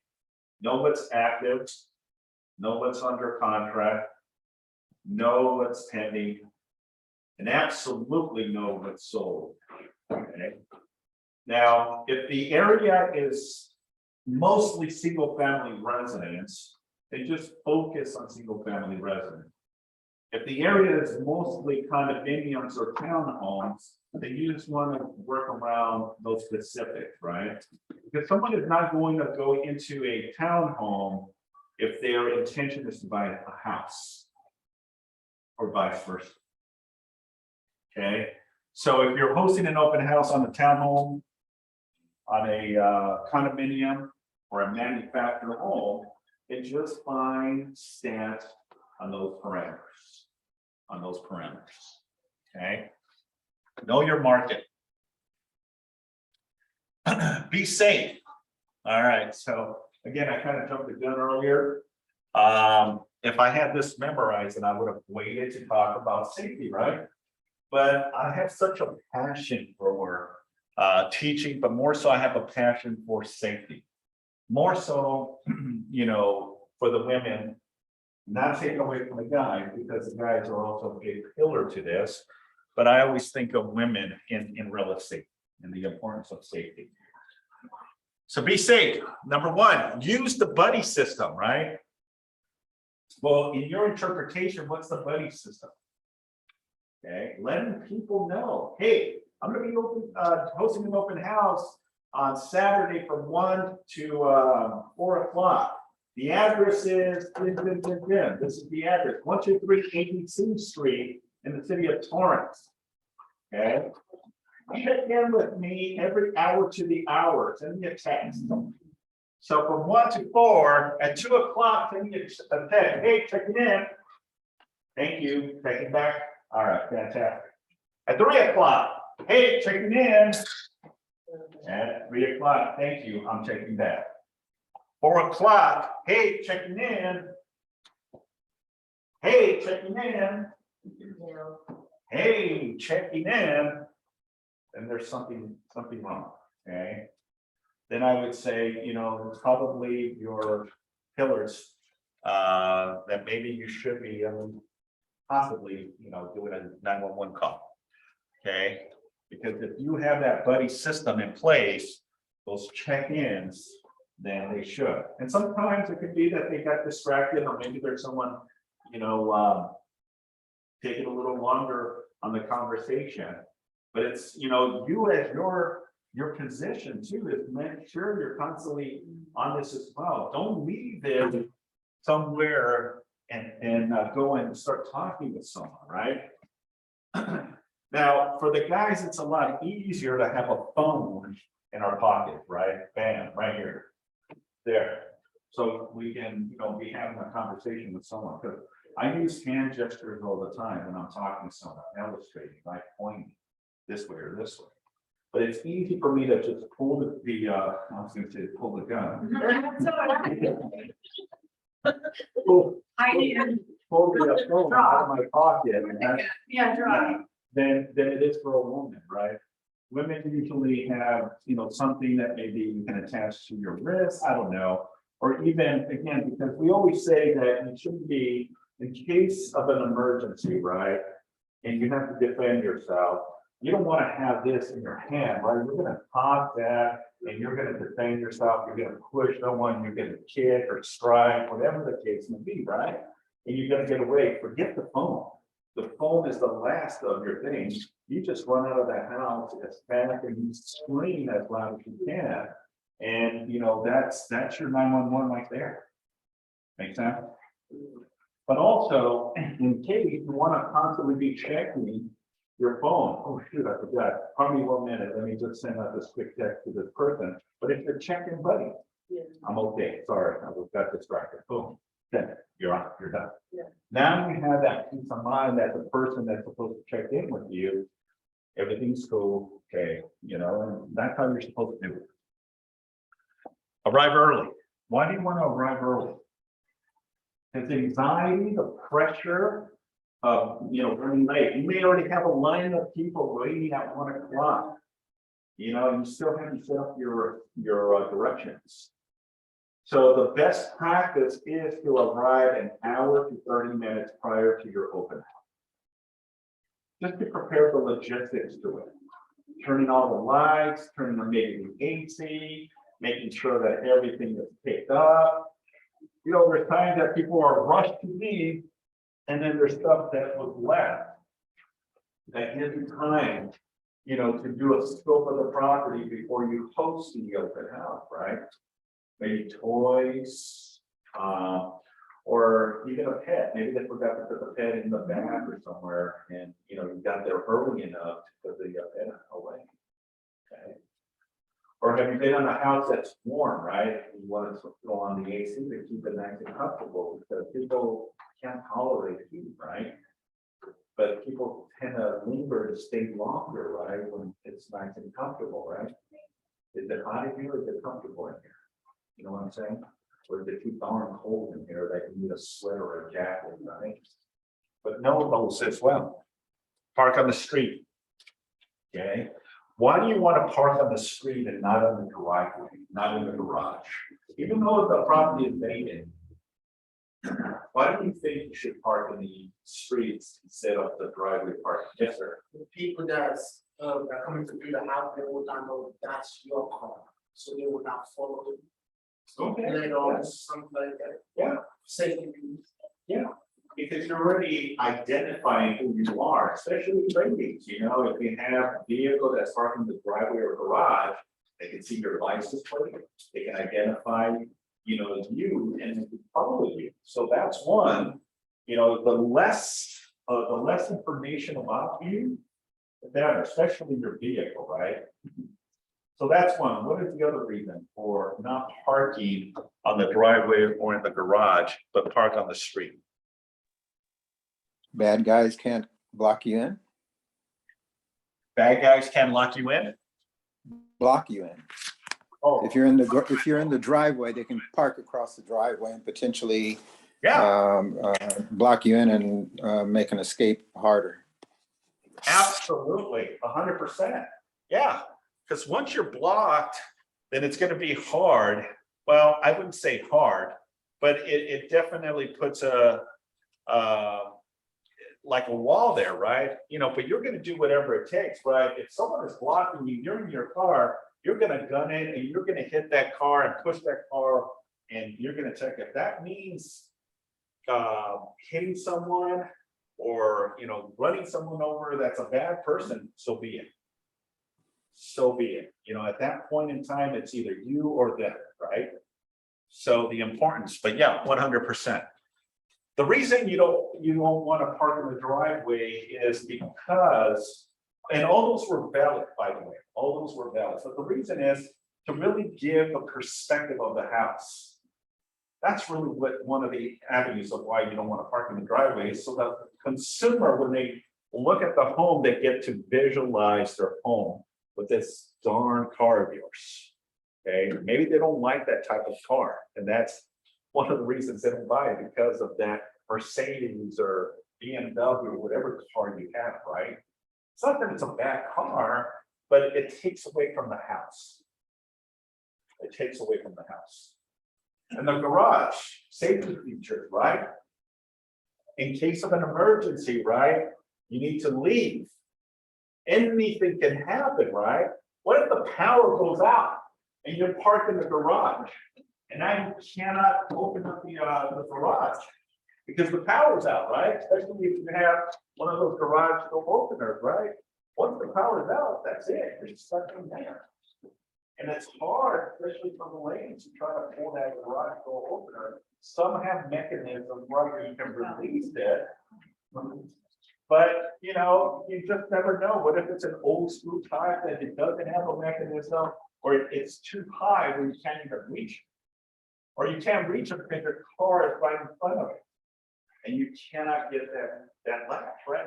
So that's another avenue why you don't want to have it. But more so is the perspective. When someone walks into the garage and they see the car, it's going to look cluttered. The garage is going to look smaller. Whereas if there was no car there, now you can get the total vision of what it would look like with your sports car, your motorcycle, you could possibly, you know, workout area. Okay, that's why you don't want to park in the property on the garage, but park on the street. Check all entrances and exits. 100%. How many doors does the house have? How many windows does the house have? And making sure that you have an exit strategy in case of an emergency. And one door lock. And one what? I would just do one door lock, front door, and the rest of the house is locked out, and depending on where I am, I might even lock myself in. Yeah. You know, but maybe generally, I think this. And everyone has their own opinion, I believe. The more doors that are unlocked, the more opportunities for you to win. So see, I'm thinking like, don't even I'm thinking somebody's sneaking the back door. Well, that's scares me. yeah, I mean, that could definitely happen, but if someone is sneaking behind you, you You know wanna that be you on have the a front. lookout. So vice versa, right? Yeah. Because if an intruder is someone that is probably high on drugs, it's not in the right frame of mind, right? And it's happened. I've had scenarios where I've had people that were under the influence of some type of controlled substance. You know, walking into the house, they're sweaty, they're stressed, they're looking, it's like, what the heck is going on, right? But if I have to go to battle, am I gonna battle this guy, or am I gonna walk away and let the police handle it, right? But I know that I have a backup door that I can back out or leave through the back and not worry about this person in front of me. And more so, that I see this from a woman's perspective, just know your surroundings, right? And then more so, if you have to lock someone, right? If you can run and there's a strange person out back, you're inside, you know how to manipulate the locks, right? And maybe it's something that you have to kind of play with the door, but because you actually had an opportunity to, you know, do that before the open house, that you can now lock the door, right? And now get out, call 911, and leave that threat, right? That's the way I see it. Simon, Yes, sir. I remember when I was doing a long time ago, when I was doing a rotation in a psych ward, and it was a general rule that you never let somebody get between you and a doorway. Is that something you should probably apply to an open house? Yeah, absolutely. Yeah, that's a good point there. Yeah. That's a very valid too. Yeah, 100%. Number 5 talks about make sure your cell phone is fully charged. You know, come on. Especially like if you're on the base of you know, the valley where there's mountains, some kind of reception is bad. No. Do you have reception? Are you looking at your phone to see that if there is, find where you pick up signal? That's why it's important to do a quick little thorough walk around the property before the open house, because if you have poor signal and you walk and then you pick up strong signal, you know, in case of an emergency, I'm going to go to this location 911. You know, this is a strong signal area, right? That's why you want to do all this stuff, guys. But more so common sense, right? Don't go there. What's the phone if it's dead? Right? You want to make sure that you have a fully charged phone. Sometimes you may even have a backup phone, right? or a tablet that can call someone. You know, or even have a backup charger as well. Right, that you can plug or your plug to the house outlet, right? To charge your phone. Turn on all the lights. Why is that important? Looks nice. Yeah. It's bigger and brighter and nicer when the lights. You may have dark areas that without the lights, it doesn't really capture the whole perspective of the home or the room, right? So that's why you want to keep all the lights on. It just looks good. It looks like a model home, showcasing a home, right? Check your local COVID guidelines. Okay, we're past that now. Follow market center guidelines and checklists of open houses. Obviously, you know, the number one thing on open houses is safety. Okay, out of everything, is safety for you as the agent and for anyone that comes into the property. And what I mean by safety is check the area, make sure that if something can possibly injure someone, then you address it. If the sidewalk or the entrance to the property is uneven, right? And how many times have you been in homes where the roots of a tree have penetrated the concrete, and now instead of having a sidewalk straight and level, it's all over the place where you're gonna, you know, kind of walk, but you can also twist your ankle. You want to emphasize and put a little sign that says, please be careful here because it's uneven, right? Or anything like low beams too. I remember there was a lawsuit literally in our office. This guy was 7 feet. He's a real estate agent, 7 feet, tall guy. In the garage, there was a low bearing beam, but he went in there, the garage was dark, hit himself in the head and sued. Sues the seller, sues the agent, and sues the company. Oh, Right. come on. Yeah, Yeah. they literally, this guy literally sued.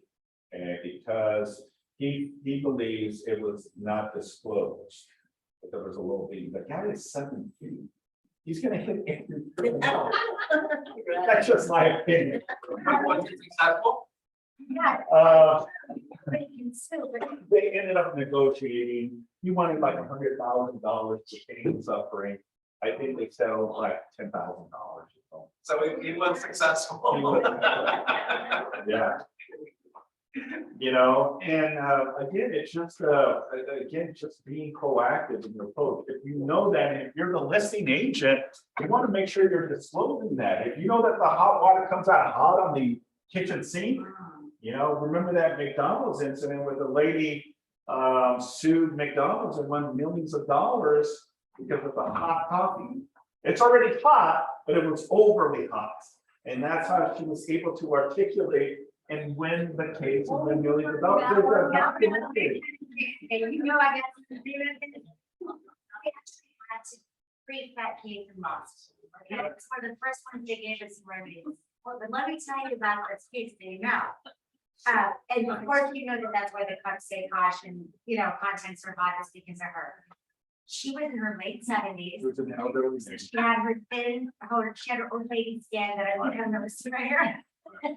And she had put the cut in between her legs. Yeah. And she popped the lid off herself Right. with her old lady skin legs and in squeezing it, okay? Right. So she got, you know, I think she netted, Second degree burn. yeah, and then she got like 2 million. Yeah. But here's where they got the calculation for the damages. All the just like everyone said, oh, she got so much money from the coffee thing. It was You actually, get a joke out of it. well, but- it was a wrist slap from the judge. Her award of millions of dollars was only the profit that McDonald's would make for coffee for 2 days. That was all, so that's what it was. So the judge was like, oh, well, you're gonna squeeze a coffee cup between your legs and scald your thighs, then I'll give you what they make in coffee for 2 days. Something. And that was millions of dollars. Yeah. Yeah, so it's that. Yeah, I mean, I know it Yeah. got blown up way out of proportion, and there was a lot of skits on that was funny, cat copy, it's already high, you can sue McDonald's and make all this money. But there was more to it, there's actually a documentary on this. On that one too, so you look Yeah. at the documentary, I gotta see this documentary, Mhm. but like your 7 foot tall guy, Mhm. it was foreseeable, that's- 100%. Yeah. But he still won money, believe it or not. Gosh, just to make it go away on it. Yeah, exactly. All right, guys, let's continue because we only have less than 10 minutes left. Preparing, prospecting, and pursuing. All right, the difference between big and really big is how you manage your time and focus. Okay, so true. Prepare, prospect, and pursue, the 3 Ps. Most of the work for an open house is done before the day of the open house, right? Obviously, you want to prepare for it. You want to know what you're getting yourself into, right? And the reason is because you don't want to be at that moment in time that takes away from the opportunity, because now you're spending time on something you should have been proactive hours early or that prior day. Make sense? Again, even if it's not your open house, be communicating with Chris. Hey, Chris, I just want to know the logistics of what I'm getting myself into. Okay? And he can also say, be careful with the neighbors or the neighbor. Okay, so then I'm cautious of the surroundings. Prepare your mindset, right? Always, right? As I said, safety is priority. Ladies, safety is priority, right? Make sure you know your surroundings, know people's hands, and you get, kind of that gut feeling when something doesn't align, right? And what I mean by that, I've seen men and women very suspicious, not just men, but women too, acting really weird and strange. Start identifying, start picking up things, start identifying, look at them from top to bottom. What are they wearing, right? If you want to be a good witness, okay? You don't want to escalate the situation. You want to de-escalate the situation, right? But I'm also going to be looking at what I can identify to give information to the police. Okay. And it starts from top, black hair, 5'8", 5'9", 5'11", mid-size, red shirt. Okay, yeah, 7 feet. Someone having tattoos. Okay. Sandals, tennis shoes. All of those elements I'm going to take into play because I want to be a good witness. Does that make sense?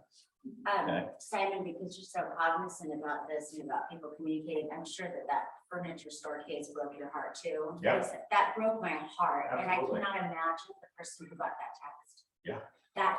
That's, if you guys don't know about that, like seriously, set up a freaking plan for that, because Absolutely.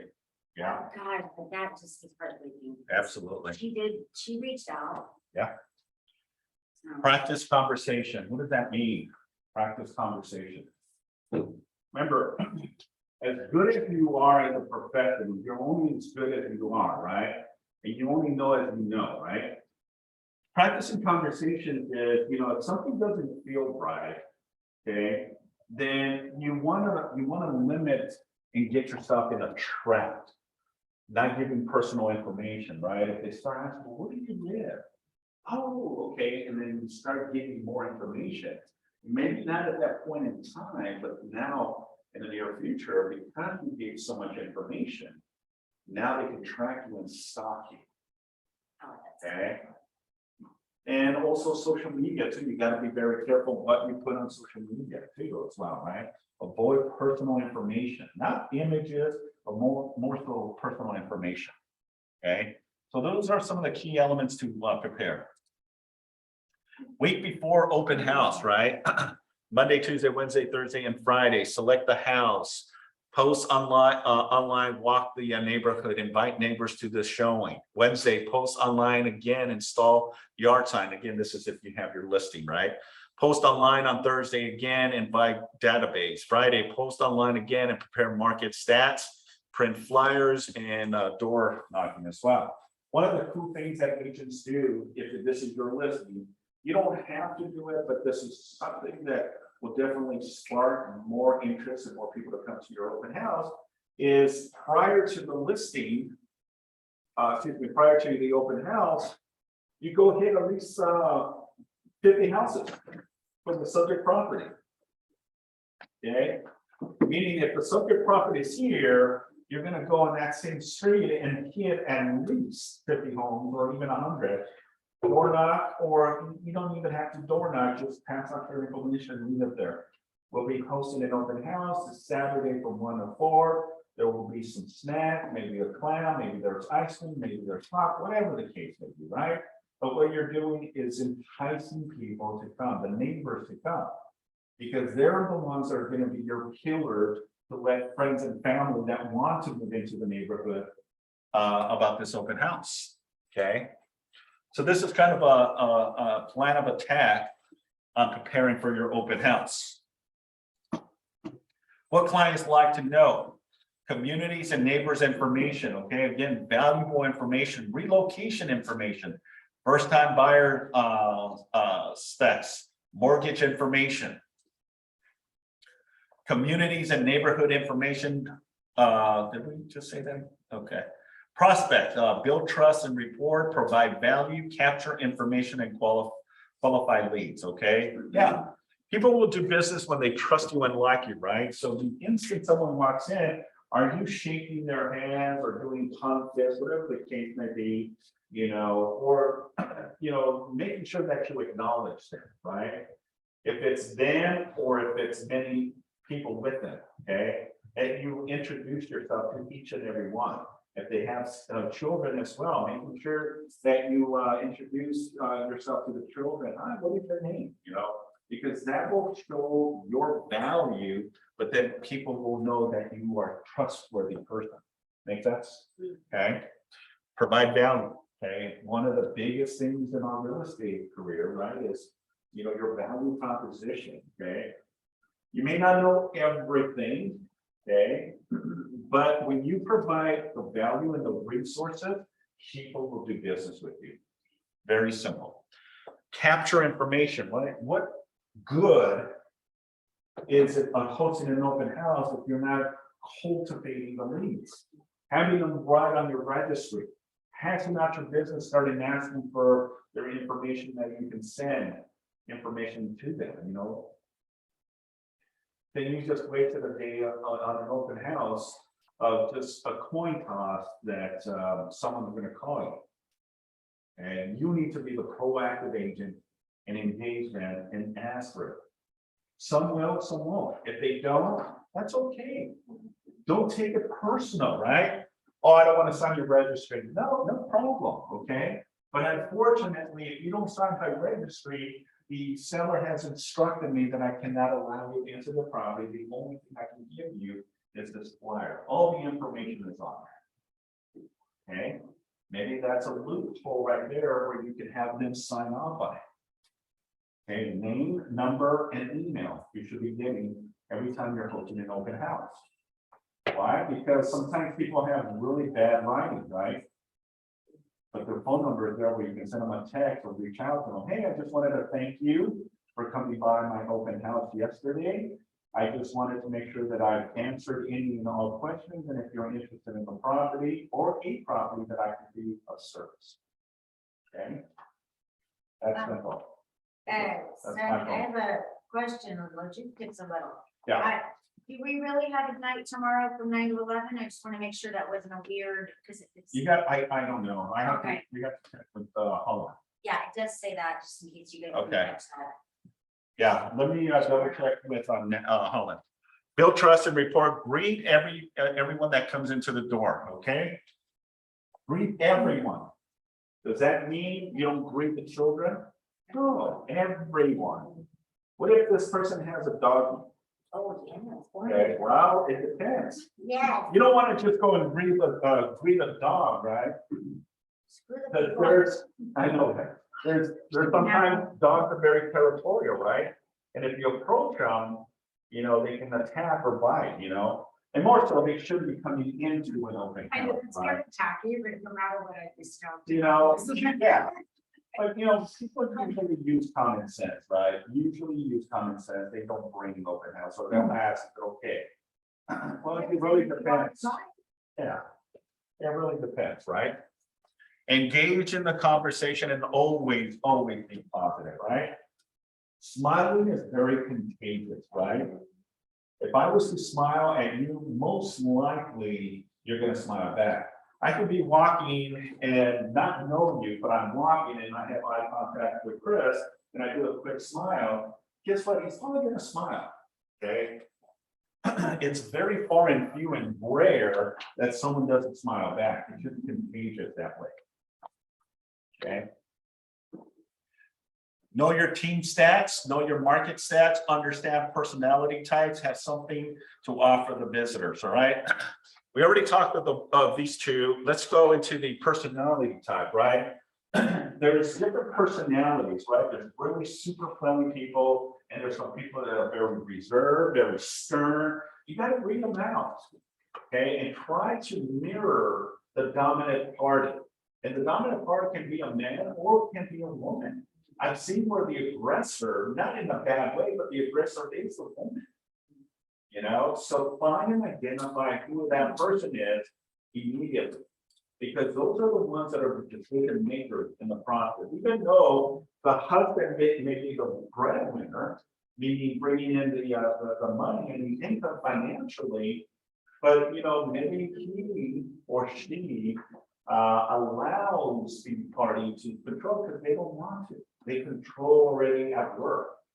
And to this day, I'm the same way. I gotta have someone else do the control. I know where I stand, but someone else can be more stern and firm, and I'm okay with that. I don't need that to be my ego aspect of it, right? But sometimes it's an ego taper, or sometimes it's just a stronger personality. Identify who that person is, okay? And if it's a husband and wife, make sure, folks, that you don't gravitate just to one, okay? Because you're disrespecting. Make sure that you're constantly bouncing from one to the other. Eye contact with Chris and Christy, all right? Eye contact, back and forth. So that one of the spouses doesn't feel disrespected, okay? Especially men doing open houses, a beautiful woman that walks in, you know, don't be that one that just cultivates to a woman, right? Make sure that you're talking to the husband as well.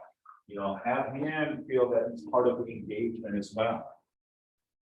Okay, have something to offer the visitors. Okay, what is your value proposition? Stats, maybe some food, some drinks, some snacks, some water. Okay, if you're doing a twilight, maybe some wine and cheese, right?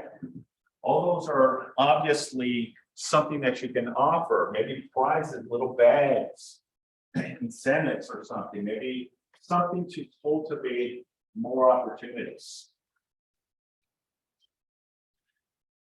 Have a sign-in sheet, which we talked about, right? Having something that you can put where you can do your follow-up. Use command, use the KW app, ask questions. Remember, you're there to get leads and appointments. Yeah, that's the number one reason. What is your number one reason? Sell the property, attract leads, and set appointments. Okay. That's when you're doing open houses. Not just to go and babysit houses, right? Who's in the babysitting industry, right? No. You want to go in there to sell the property and to cultivate the opportunities, guys. That's the whole purpose of it. Make sure that you're updating your database, follow up with all the individuals that attended your open house, and then set the goals you did to succeed. What changes would you make? Yeah. Critique yourself. What could have you done better? Okay. What can you improve on hosting an open house? Right? Because there's always room to improve, right? There's always an opportunity to revamp in how you do an open house. Do this as an example. Go to other people's open houses and get a feel for how they host their open house. And you'll be surprised on how they host their open houses. You'll see some good professionals, and then you'll see some unfortunate bad agents that won't even look at you when they come into the open house. They won't even look and acknowledge you. They're just there because they think they need to be there. It was so cute. Do you remember when you went on your spy mission? I sent her on a spy mission up in DC. Yeah. And I remember her intel was, everybody's talking about Tesla at the open house. Yeah. But you know what? You scope it out and see what the culture is. What's the vibe? What, you know, what are they wearing? What are they doing? That's a very valid point. What's the surrounding area, what's the culture, but you Yeah. wanna think outside the box, but you also wanna do things that you're engaged with the client, because the client is what's gonna feed you business, feed you commission, so that's simple, right? Okay, all that other stuff is good and dandy when there's no clients, because agents will come in there and shoot the breeze with you. You're not there to shoot the breeze, you're there to sell and get leads and opportunities. Okay? Plan the open house. All right. I think that's success system, engage. Engage in every conversation in the spirit of contribution, and people are happy to be in relationship with you. Okay, we're gonna bypass role playing. I think we did a little bit of role playing. Make sure that you're using command and connect for videos, scripts and dialogues. Okay.